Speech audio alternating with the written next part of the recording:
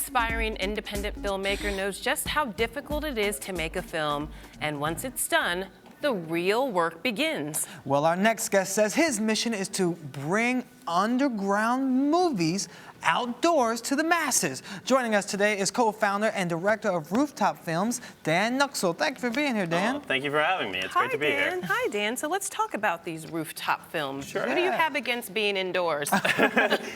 We have nothing against movies indoors. We love movies in any environment. But you know, the thing that we think that our organization does that is really special is we take these movies that people might not really find out about otherwise. And by showing them in a really special location, often on rooftops, always outdoors, all around New York City, we bring people out to see these movies who might just never find out about them otherwise. And so we get big crowds for movies that don't, usually don't have big stars and don't have filmmakers who are that well known. And for these films that are really just trying to get started and filmmakers who don't have a lot of money to spend on publicity, it makes a huge difference for their films and for their careers. Well, walk us through this film festival a little bit and how it actually works, because you're a not-for-profit, so how do you afford to be able to do all this? Sure. Well, we've been around for a long time now. This is actually our 17th year of showing movies outdoors in New York City. And the way that we make it happen is in a lot of different ways. We get support from the community. We do sell tickets for a lot of our screenings. We also get grants from organizations. We get donations from our fans and from other donors all over the place. And so we're able to do a lot of different things to raise the money that we need to do to make this festival happen. Well, how did this festival begin, and how has it evolved over the years? I mean, is it true it started on a rooftop in downtown Manhattan, someone's tenement building? It did, yeah. So our artistic director and founder, Mark Rosenberg, did the very first screening on his own. Mark and I had gone to college together, and right after— Not just any college, Vassar. We went to Vassar College together, it is true. We both grew up here in New York City, and so we'd moved back down, and Mark did the very first screening on his own, and it was too expensive to rent a movie theater, and he wanted to get people out, so he wanted to show movies in a unique way. And so we put a sheet up on the roof and had a 16mm projector and invited all his friends and wrote out on little Post-it slips his address and handed it out all over the place, and people came out. And right from the beginning, it had this wonderful experience. It was a wonderful experience for people. It was just different. No one had really ever watched movies on a rooftop before in any circumstance. And so it was this really unique experience for people. And we had filmmakers there who came out and, they were showing their movie for a couple of hundred people, with no money spent on it, no advertising or anything. And we realized that there was something special there, and that people would come out for these events. And so we continued to do it. The next 5 years after that, we did it on a roof that was above my loft apartments in Bushwick, which we were renovating. Well, you had to move because Mark got evicted. He did, it's He true. didn't ask his landlord if he could erect a bootleg movie theater? We were playing a little bit free and loose with the rules right at the beginning. Now everything's strictly permitted, but yeah, at the beginning it was a little bit less formal. You were young, a little more reckless back then. And you were helping people, so it shouldn't have mattered, right? Yeah, no, I don't feel bad about it. Mark is the best eviction Mark could ever possibly have. Yeah. But you guys have grown exponentially over the years. I mean, now you receive close to 3,000 submissions every year. Yep. How do you go about figuring out which films are actually worthy of your rooftop? Yeah, well, we've got a particular sensibility and an aesthetic that we think really works for our audiences.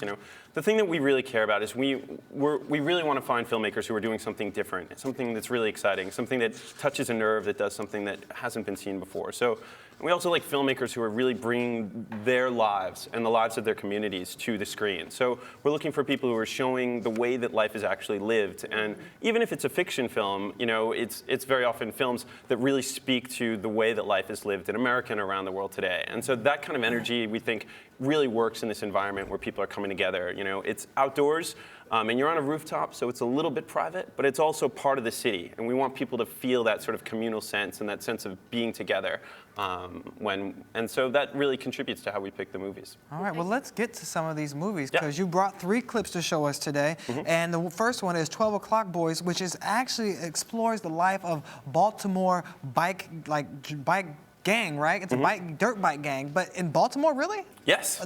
A dirt bike gang. Yeah, that's exactly. This is actually a phenomenon. One of the things that I really love about Rooftop is we really do everything we possibly can to show people communities that and subcultures that they wouldn't necessarily hear about otherwise. And I didn't know that there were dirt bike gangs all over New York City, but it's a big urban phenomenon, not just in Baltimore, but it's even uptown Manhattan and in the Bronx. There's communities there too. And so this is a film that explores the life there in a sort of a dangerous neighborhood in Baltimore, and shows this focuses on this one kid, Pug, who is just a 13-year-old, and he really looks up to this bike gang as his role models, as figures that he wants to emulate down the line. And so this is a movie that really captures the excitement through his eyes, but also shows all the dangers and the downside to this culture, and their clashes with the police can be pretty intense. Wow. Okay. So that sounds really good, actually. Now, the other film is called Newlyweds, not Newlyweds. Not Newlyweds. Newlyweds. And it's a love triangle, but it's also about Mary Jane, cannabis, Absolutely. the green stuff. Yeah. This So other than that, what drew you to this film? Why did you think that this one was worthy of being in your festival? Well, I mentioned that even our fiction films, we like it when they really speak to the way life is lived in America today. And so, that's a film made by a filmmaker, Shaka King. He's a local filmmaker here in New York. He grew up in Bed-Stuy. We had shown a couple of his short films previously, and he had applied to Rooftop Films for a grant. So filmmakers who have screened with us previously can apply to us for a grant from our Filmmakers Fund, where we're able to give services and cash to filmmakers to help them to produce their future films. Oh, that's fantastic. So he had sent us a rough cut of this film, and we immediately fell in love with it. It's a really funny What was film. it about this film that drew you in? And Well, why'd you decide to not only invest your time, but your money as well? Yeah. How much money? That's important. Well, that was actually, it was a service grant that we gave. So it's a sponsor of ours, Edgeworks Studios, Yeah. and they give post-production services to him. So he was able to do a bunch of animations and special effects for his film that he wouldn't have been able to afford otherwise. Wow.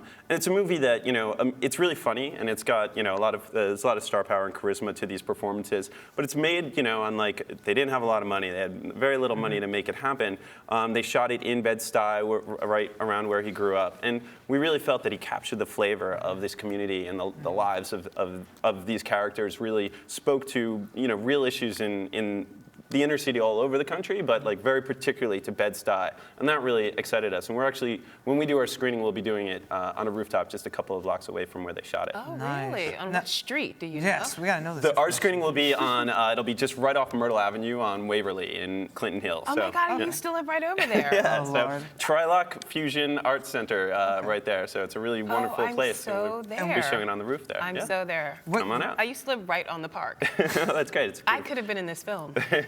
Maybe you're in the background somewhere. Who Oh, knows? Lord. Well, we have a few more minutes to get to this last film you brought, Brothers Hypnotic, which is about a musical group of 8 brothers from the south side of Chicago. And what drew you to this? Because the soundtrack must be amazing. It's amazing. Yeah, they're great. I mean, these guys it's an amazing story. And we had heard about it over the years, and we were really excited. It had gotten, been in production for a little while. And so we had heard about it over the years. And when we finally saw the finished version, we were just really excited by it.